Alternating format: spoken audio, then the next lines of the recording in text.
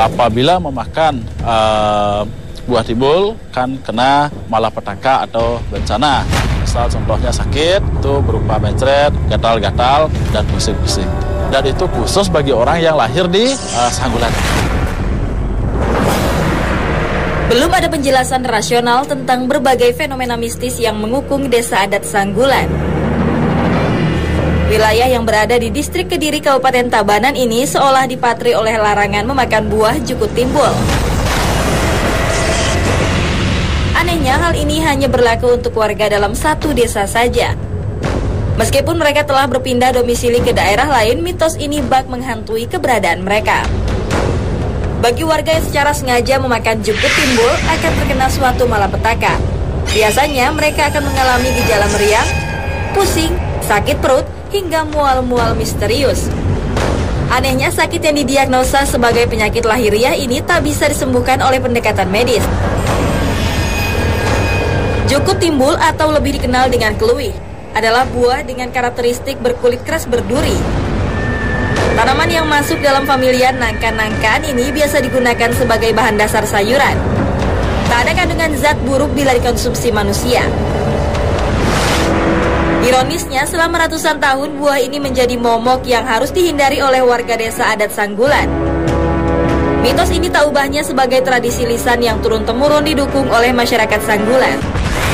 Di desa dengan adat istiadat kental ini bagai terkena kutukan. Usut tak usut, pengutuknya adalah sesosok raksasa yang konon pernah ada beberapa abad silam di desa ini. Di zaman dulu ratusan tahun itu orang tua kami sudah memberitahu anak-anak selanjut keturunannya kita kena kutukan raksasa seperti sayur timbul atau buah timbul, karena dulu carang timbul itu dipakai membunuh raksasa. Bila kita melanggar, kena sakit bermacam-macam sakit lah. Dan kalau dibawa ke dokter, tidak bisa sehat dan tidak bisa kembali lagi. Cerita keberadaan raksasa di desa ini telah lama ada. Hal itu berangsur-angsur membentuk legenda yang diyakini kebenarannya. Dahulu, raksasa itu adalah sosok jahat penculik gadis-gadis muda. Tak ada satupun senjata yang bisa mengalahkannya. Konon setelah menyadari kesalahannya, raksasa ini pun memberitahu kelemahannya pada warga desa. Ia hanya bisa kalah oleh batang jukut timbul. Dari peristiwa tumbangnya makhluk yang digambarkan memiliki perawakan tinggi besar itulah, sosok ini lantas menebar kutukannya. Barang siapa warga Sanggulan memakan buah timbul, maka akan terkena suatu malapetaka. Mitos adalah peristiwa sejarah yang dilebih-lebihkan. Namun jika keberadaan raksasa itu adalah rekaan, bagaimana bisa efek kutukan itu masih berlaku dan meneror warga Sanggulan hingga detik ini? Berdasar legenda tentang keberadaan raksasa itu, tim Mr. Tukul mencoba menelisik fenomena itu dari sisi supranatural. Sejatinya bagaimana cara kerja kutukan ini masih bekerja sampai sekarang.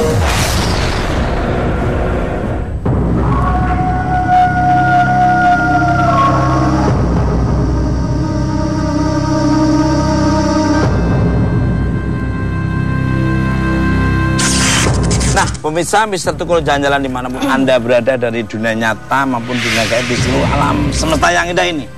Sekarang kita berada di Bali di daerah Tabanan ini ya. Desa Tanggulan, Tabanan, Sanggulan, Bali. Mas. Sanggulan. Desa Sanggulan. Kita akan menguak mitos desa yang tidak diperbolehkan makan jungkut timbul. Jungkut timbul itu seperti kayak buah sukun gitu. Konon ceritanya kalau makan buah itu nanti akan tertimpa timpa hal yang tidak ingin, itu malapetaka. Itu menurut Mbak Lida apa ini sebenarnya? Nah, sejarah awal. Kalau secara residual energi nih Mas, ini belum jalan nih kan? Di sini belum jalan. Dan kalau saya perhatikan sih warganya lebih banyak perempuan. Memang lebih banyak perempuan. Nah, itu aku nggak tahu pasti ya itu kenapa. Karena mungkin nanti kita lihat aja ke dalam seperti apa. Karena kalau saya rasakan sih memang ada energi luar biasa yang menaungi daerah ini. Nah, kita akan cari informasi ke dalam. Ya. Seperti apa energi akan yang terbaca oleh Mbak Rida ini. Ikuti terus. Mr. Tukul, jalan.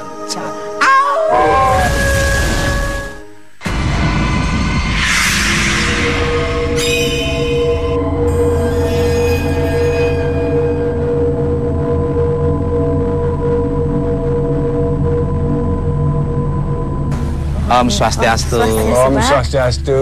Iya. Selamat datang. Ya, dengan Bapak siapa? Wayan Adiaset. Oh, Wayan. Pak Wayan. Sini Wayan. Wayan. Ya.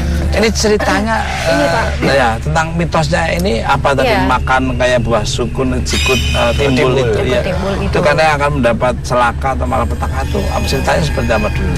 Begini Pak Dukul, yang kami tahu adalah jukut timbul itu tidak boleh dimakan oleh masyarakat di sini. Yang lahir di sini, Pak. Yang lahir di sini. Ya. Artinya itu kutukan dari raksasa yang ada di gua raksasa sebelah barat. Ya.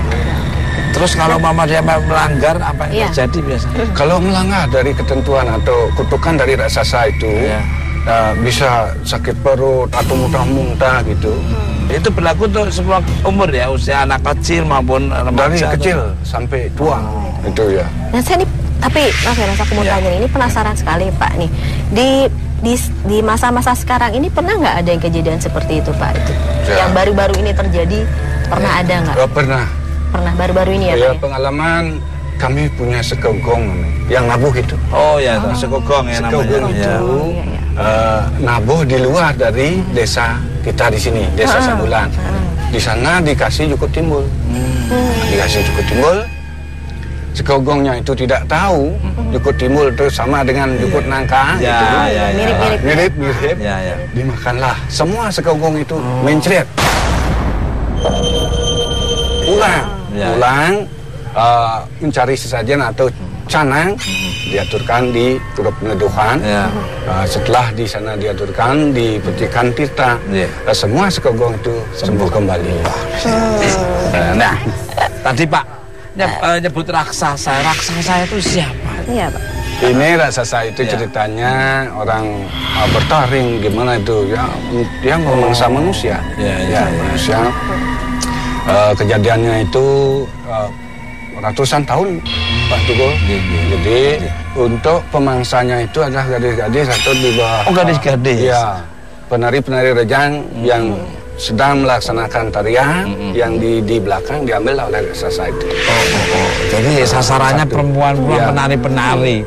Ya ini menarik nih Mas. Maksudnya kenapa hanya sama perempuan gitu loh Pak? Dia mengambil korbannya. Ini cari remaja yang belum pernah tersentuh oleh laki-laki, perawan lah ya. Masih perawan.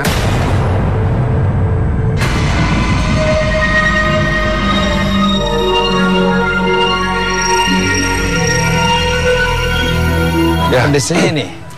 Begini Pak Tukul. Iya. Ki Bendeso itu yang luar biasa, mempunyai kemampuan yang luar biasa dan kesaktiannya mendapat apa namanya itu pice. Pice itu apa? Sejenis gini pedang. Oh, pice itu pedang. Pedang dikasih atau diberikan oleh para dewa yang menyerupai manusia. Pedang Sangulan namanya.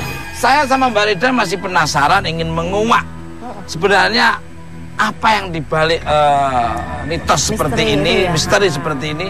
Raksasa itu di mana dan apa nanti yang akan terlihat oleh Mbak Rida. Saya terima kasih atas waktunya. Salam hormat buat keluarga dan mohon maaf kalau tutur bahasa yang kurang berkenan. Bila aku dari tim bis itu ke jalan-jalan. Singgih, Pak. Semua sukses. Terima kasih. Semua wali.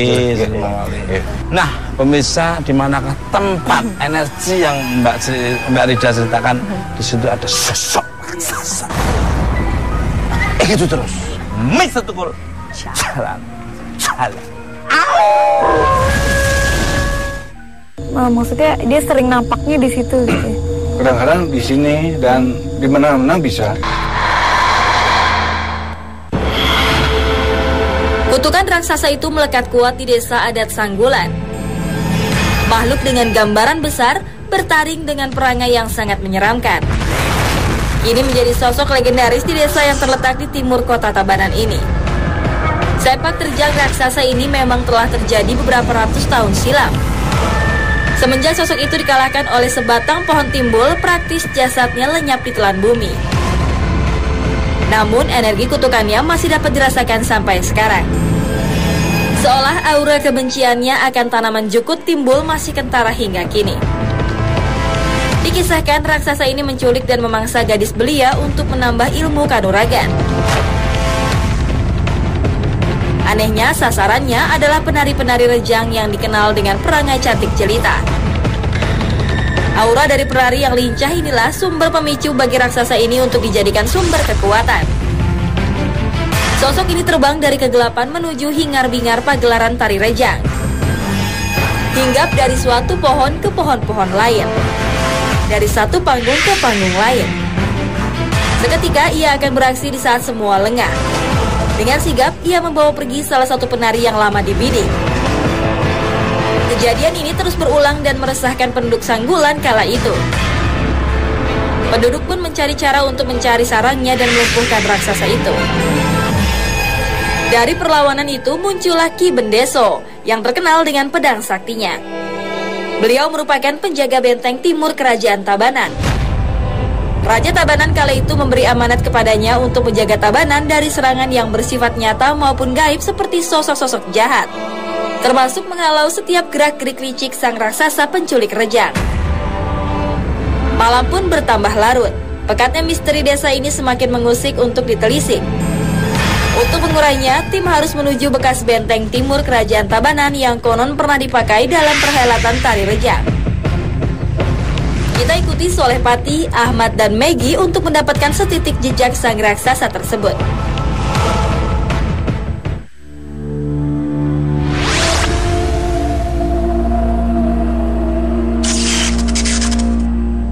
Tadi sosok yang saya lihat sih di situ Mas Kang Soleh, dia kayak seperti bawa senjata apa ya, kayak pedang apa-apa gitu, kayak dari kayu gini. Yang kesatria itu sangat berwibawa sekali, kayak mempunyai wibawa dan kekuatan yang luar biasa. Itu kan baik Kang Soleh, ramah, senyum-senyum di situ. Kayak menjaga orang-orang yang di situ, kayak semua tuh kayak tertuju sama dia atau jadi kayak menghormati sekali beliaunya ini, dan saya nggak tahu siapa ya ini. Iya ya. Kesatria ini yang menjaga wilayah ini atau gimana? Saya rasa sih memang kesatria ini punya kekuatan. Swastiastu. Nah, Pak, tadi saya melihat kayak sosok ada satria di sini, Kak, Pak. Itu namanya Ki Bendeso untuk menjaga wilayah desa adat Sangulan ini. Sangulan. Dan desa adat Sangulan ini adalah desa yang tertua di Kabupaten Tabanan. Salah satunya ini. Yang menjadi benteng timur dari kerajaan Tabanan. Terus mungkin sering nampakin ke warga sini Tabanan atau gimana? Oh, kadang-kadang bisa kelihatan, Pak. Artinya orang-orang yang tertentu yang melihat, tetapi bukan sembarangan itu yang melihat sosoknya beliau yang sudah abadan, artinya ratusan tahun yang sudah lewat gitu. Keberadaan Ki Bendeso itu. Ki Bendeso. Tapi memang tempatnya di situ ya? Maksudnya dia sering nampaknya di situ gitu. Kadang-kadang di sini dan di mana-mana bisa.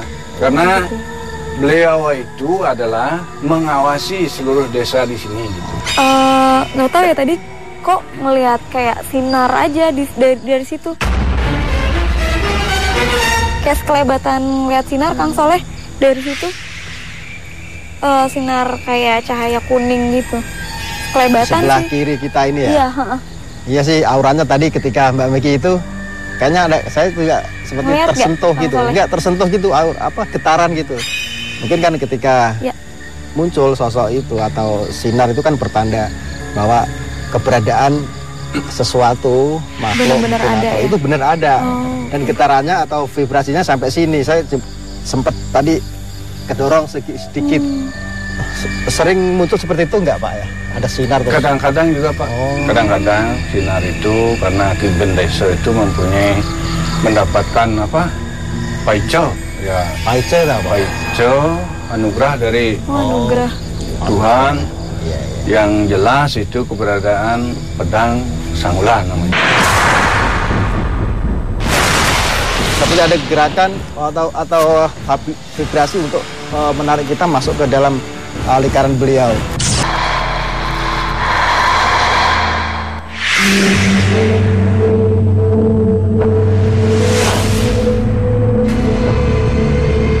Saya sih ya sosok Ki Bendeso ini sungguh berwibawa sekali ya, Pak. Betul. Berwibawa sekali, dia tenang, dalam tutur katanya juga dijaga dengan baik gitu Pak. Ya. Kalau saya lihat sih benar Mas Ahmad, ketika kita di sini, saya lihat beliau ada di belakang. Kang Soleh, kok kayak dengar suara-suara ya dari belakang? Benar. Kayak suara cowok. Laki-laki. Laki-laki. Halusan bahasanya. Iya. Bahasa Bali yang saya tangkap. Cuman saya melihat sih pakaiannya putih, terus seperti resi gitu, resi. Mangko. Iya ya, pakaian iya. Terus ini pakai seperti bapak gitu, cuman putih warna. Udang mana? Seperti ada informasi yang harus disampaikan, barangkali saya ketarik. Mas Ahmad, coba Mas. Ini seperti ada tarikan yang bisa mediasi, barangkali bisa memperjelas. Seperti ada gerakan atau vibrasi untuk menarik kita masuk ke dalam lingkaran beliau. Ini Mas Ahmad sudah masuk.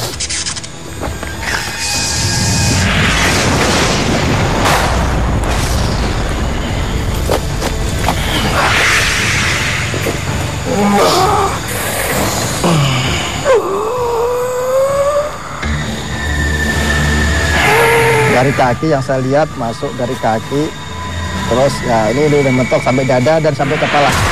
Ini sosok apa Kang Soleh? Sempurna ini. Ini sosoknya seperti resi yang saya lihat pakaian putih. Yang Ki Bendeso itu ya? Mungkin barangkali. Coba kita coba tanya. Maaf, ini sosok siapa yang masuk ke tubuh Ahmad ya? Ki Bendeso, bukan? Swastiastu. Lembut, sopan, dan berwibawa. Perangainya menunjukkan pemimpin yang sangat disegani. Sepertinya sosok Ki Bendeso telah hadir dan merasuk ke badan Ahmad. Dengan sirah titiang Ki Bendeso.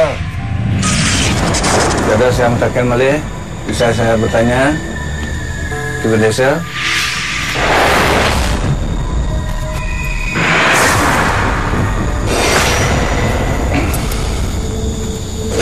Malih, kita mengatakan, saya bertanya keberadaan Ki Bendeso pada wilayah desa adat Sangulan ini selaku apa? Dia menjaga menjaga desa Sangulan untuk Riki ring pawidangan desa Sangulan atau desa adat Sangulan untuk uning ring kewontenan raksasa sene wonten klod kauh nika uning keberadaannya, tahu keberadaannya. Nggih. Raksasa itu pendiri na goa ganggu penari-penari desa. Jadikan korban gitu. Menjadikan korban. Ini kita bisa Punapi? Ini kita bisa bahasa nih. Oh, ini dan bisa nggih suksema. Terima kasih. Nggih. Nggih.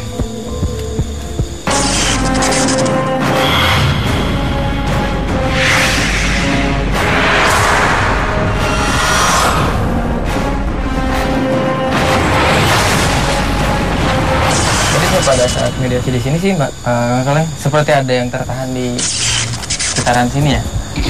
Jadi untuk mungkin untuk dia untuk mengucapkan sesuatu itu seperti agak susah sih, agak ada benturan energi yang mungkin perbedaan dimensinya udah terlalu lama. Iya.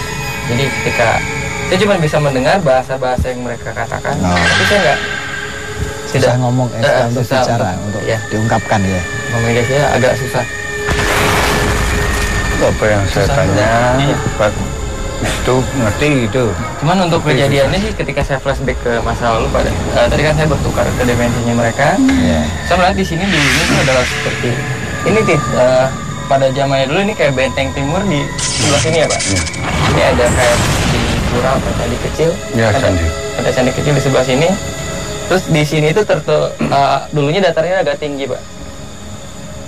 Agak tinggi mungkin sampai ini mungkin agak tertutup dari sini Pak. Dan saya melihat ada sosok raksasa yang itu suka ada berkeliaran di sana. Seperti di sana ada aliran air nggak Pak? Ada. Nah si aliran air ini jalan menuju ke gua yang dikatakan tadi. Gua raksasa. Ya. Kurang lebih sih apa yang diceritakan oleh Bapak tadi, dijelaskan bahwa pada saat itu memang gua tersebut dibakar dengan kayak alatan ini ya Pak, alatan kelapa, alang-alang segala macam, dimasukin ke situ, ditumpukan guanya, terus dibakar. Itu kan untuk membakar itu memang terjadi. Tapi memang itu agak susah kan. Dan beliau memang mengatakan saya tidak bisa musnah.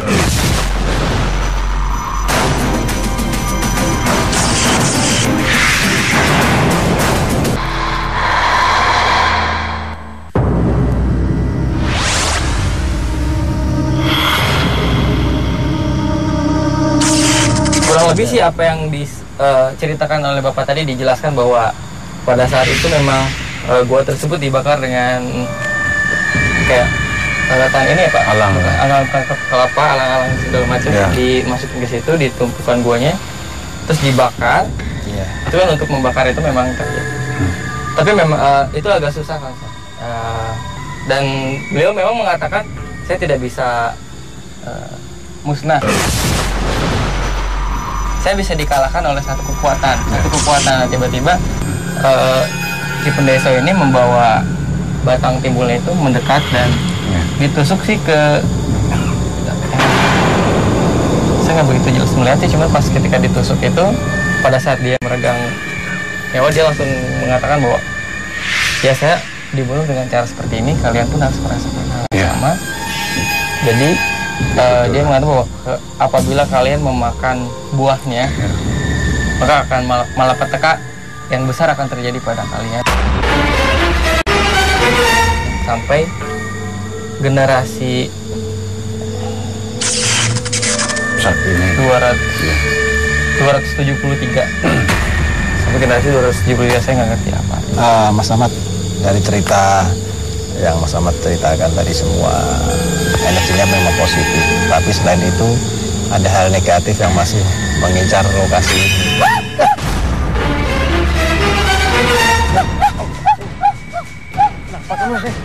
Astagfirullah. Tahan. Balikin. Pemirsa, ini saya lihat seperti ada raksasa yang matanya tuh seperti ngintip dan energinya sangat kuat dan masuk ke Mbak Megi, seperti menusuk gitu ya, menusuk. Tenang. Coba. Jangan dilihat. Harap kesini, jangan dilihat. Megi dikagetkan oleh sosok yang muncul secara tiba-tiba. Sepertinya ada sesosok besar dan menyeramkan telah meneror sisi ketakutan penyanyi ini. Jangan dilihat. Tangan lurusin.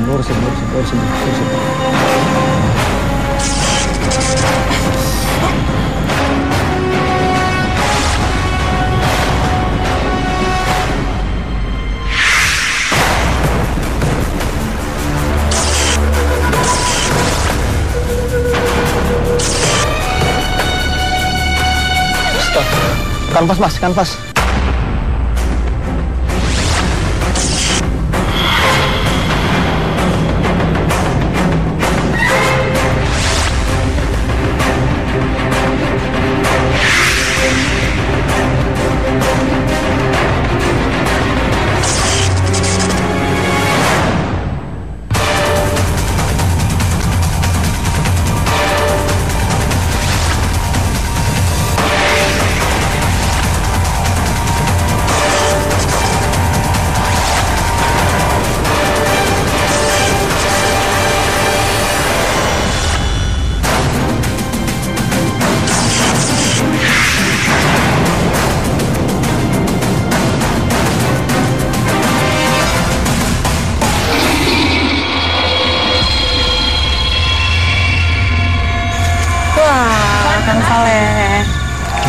Ini hasilnya nih. Wah, ini yang tadi ya. Ya, yang tadi aku melihat sosok itu, Kang Soleh langsung shock. Terus Kang Soleh langsung minta kanvas untuk sketsa saya. Tadi kan saya bilang jangan lihat. Kalau situ melihat terus, dia akan sorotnya matanya akan tajam dan akan mempengaruhi yang dilihat.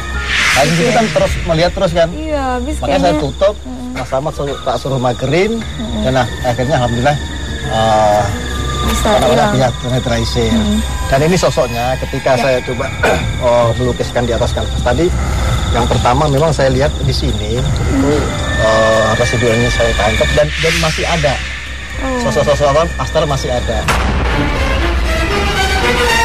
Dan ini perwujudan dari ketika penari rejang ya. Saya melihat banyak, bukan hanya 3.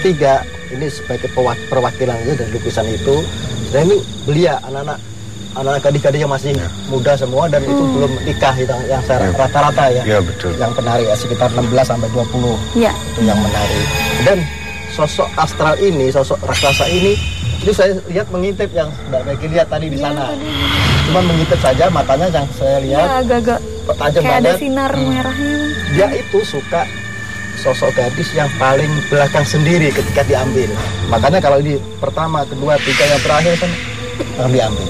Oh, yang paling terakhir ya? Untuk jadikan korban yang saya kira itu sepertinya dibawa ke salah satu tempat di sana. Seperti ada lorong yang gelap gitu. Ya. Tuh. Dan ini sosok resi yang saya lihat cuman agak samar. Saya cuma kebentuk dari sket saja ya, yang cuman siluet gitu. Putih, bajunya putih aja dan wajahnya bersinar. Kalau saya penasaran sama ini Kang Soleh, sama sosok raksasanya. Tadi juga sempat lihat cuman kayak matanya aja. Bab itu juga kan. Ini kayak tadi kan Kang Soleh bilang kayak di suatu lorong ya. Itu di gua mungkin Pak ya? Betul, di gua. Saya penasaran ke guanya Kang Soleh. Iya. Akhirnya sosok ini nggak berani menampakkan mukanya semua gitu. Cuman ngintip, barangkali mencari mangsa ya. Makanya dia ngintip di balik. Tapi saya rasa sih kayak ketakutan oleh sosok ini Kang Soleh. Dia meskipun memang mau masuk tapi kayak cuman terhalang sama satu dimensi gitu. Bisa jadi. Ini kalau kita kejar ininya Kang Soleh. Kita ke guanya itu gimana kalau kita penasaran sih, pengen ngeliat sosok si raksasanya kenapa sih? Ya, gitu. Saya juga penasaran pemirsa, karena apa sosok raksasa ini baru cuman matanya aja yang saya tangkap. Ya. Mungkin kita coba eksplor lagi sosoknya seperti apa secara keseluruhannya. Oke, terima kasih Billy. Mudah-mudahan ini bermanfaat.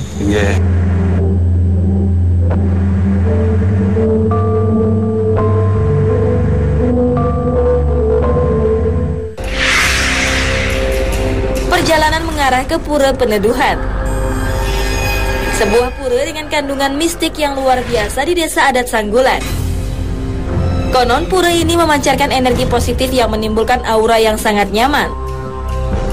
Syahdan, kala itu rombongan dari kerajaan Badung hendak mengikuti sebuah perhelatan di Puri Tabanan.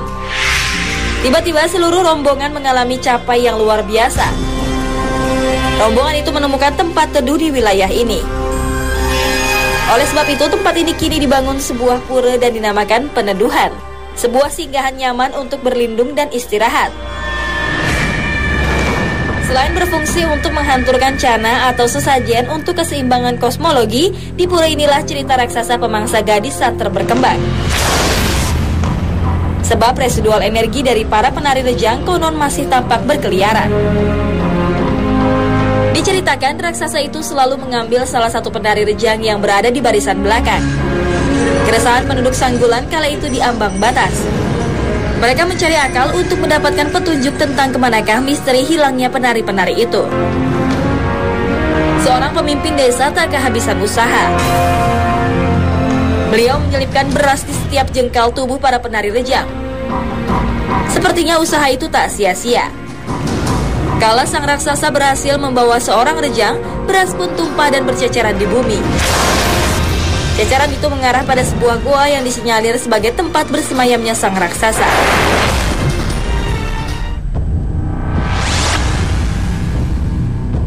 Nah, pemirsa Mister Tukul Jalan-Jalan dimanapun Anda berada dari dunia nyata maupun dunia gaib, seluruh alam semesta yang indah ini. Saya masih bersama Reda Nara. Dan saya berada di lokasi Pura Peneduhan Desa Sanggulan Tabanan. Nah, kita akan menguak misteri untuk menelusuri keberadaan raksasa Dan kita harus mendatangi tempat pura ini yang sangat luar biasa indahnya dan punya energi yang sangat besar. Mbak Rida, apa energi yang Mbak Rida lihat baca? Kalau di peneduhan ini Mas, saya sosoknya di sini positif Mas. Di sini nanti kalau kita masuk pasti akan beda auranya. Beda lagi karena tempat ini mungkin dinamakan peneduhan kan, mungkin dulunya dipakai untuk tempat berteduh, berlindung dan tafakur di sini Mas. Nah, seperti apa energi yang di dalam pura peneduhan? Kita akan masuk saja. Iki terus mixer tukul.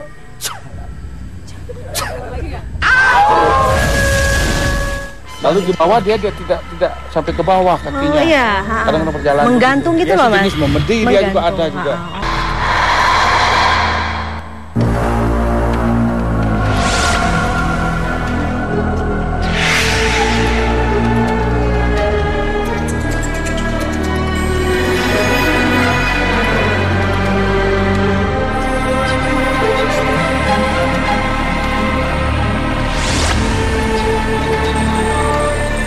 Energinya. Kita udah melihat. Sini masuk. Om Swastiastu. Iya. Yang saya bantu. Iya, Mbak Rida. Maaf, dengan Bapak siapa? Saya Imade Jate SD. Sebagai jero mangku di Pura Desa Peneduhan, Desa Pekraman Senggulan. Pengen nanya ini soal raksasa, menelusuri. Ceritanya seperti apa ini Pak Made? Sosok raksasa itu sudah ada tapi belum ketahuan. Ya. Kalau raja saya bilang dulu sampai dia di Puri Tabanan, ada upacara besar-besaran, nari-nari sana ada, ya penari rejang dan lain sebagainya. Ya, penari rejang itu diambil oleh raksasa yang paling belakang. Berapa kali itu ada yang di Puri Tabanan diambil oleh raksasa karena dia itu kerepotan di sana, tidak tahu airnya. Rejang itu yang paling terakhir dikasih beras di pinggang, di pokerannya. Lalu raksasa itu tidak tahu dia, tetap dia ngambil lagi yang paling belakang, yang masih perawan dinding. Terus berceceran berasnya diikuti menuju ke goa sampai ke goa sini. Ya, para patih yang sakti itu mengikuti sampai di sini. Terus sudah ketemuan, ada tulang-tulang manusia gitu di dalam-dalamnya. Akhirnya ketemuan orangnya itu rejang. Terus raksasa itu dilawan berkelahi. Karena dia orangnya sakti mandraguna, tidak bisa dibunuh oleh senjata apapun. Dia yang ngasih tahu sendiri. Saya sudah tahu ini diri saya mau dibunuh karena saya salah mangsa manusia. Kalau saya mau dibunuh bisa terbunuh, pakailah carang timbul. Seperti cerita ide Kumbakarna itu. Carang timbul pakai membunuh dia dipukul. Tetapi kalau dia sudah mati nanti warga yang Sanggulan ini dikutuk tidak boleh makan jukut timbul. Dia sejenis pohon nangka itu. Ya itu dah. Ada suara.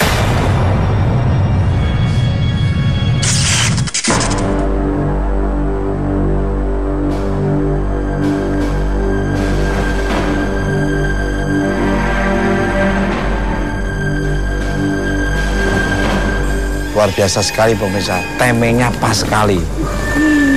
Wah, datang pemirsa, mantep ini, angle-nya dapat bagus nih.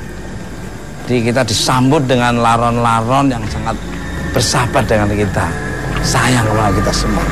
Mbak Rida, bisa dilihat apa nih? Tadi sih Mas saya tertarik waktu Mas bilang ada gedebuk gitu. Kalau saya lebih dekat lagi itu seperti suara ini Mas, seperti suara permainan musik gamelan. Gamelan musik Bali. Kayaknya itu yang mengiringi tarian itu ya Pak ya? Betul. Jadi banyak ada orang kecil seperti sejenis tuyul. Kalau pemimpinnya ya di istananya ini, namanya Makal Gede. Iya ini, tadi saya ke arah, orang hitam gede. Betul. Saya melihat sosoknya beliau di sini, cuma karena hitam saya perjelas lagi di sini ya Pak ya. Hitam pekat ya Pak ya? Kayak besar tinggi gitu. Iya, seperti kayak berburu, tapi gelap pekat. Ya itu anak-anak kecil lah, kadang roh-roh perempuan cantik putih bergelantungan juga di sana. Ya mungkin itu roh-roh itu rejangnya mungkin ya.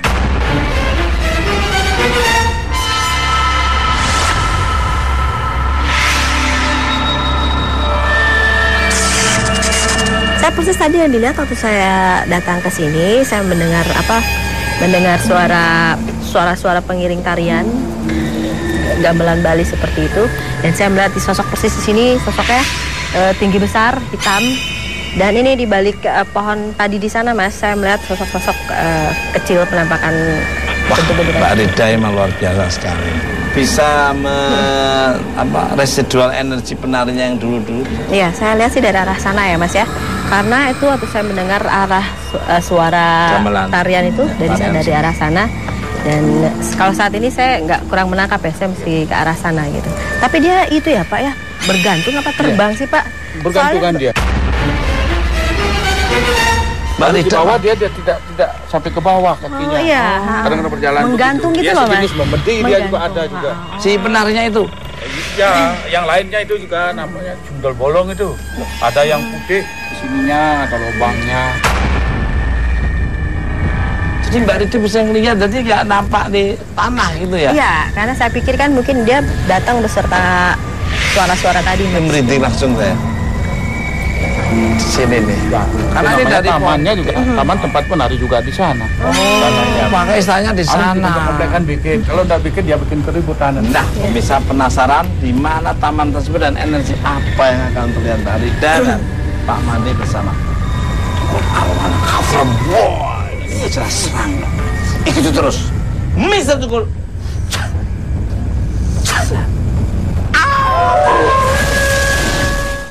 Masih ada ya? Masih ada katanya. Masih ada.